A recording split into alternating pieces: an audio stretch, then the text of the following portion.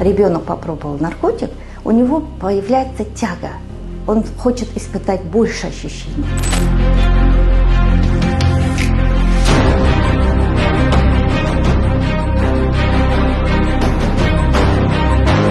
В основном вот эти синтетические наркотики, которые сейчас употребляет молодежь, они приводят к психическим нарушениям.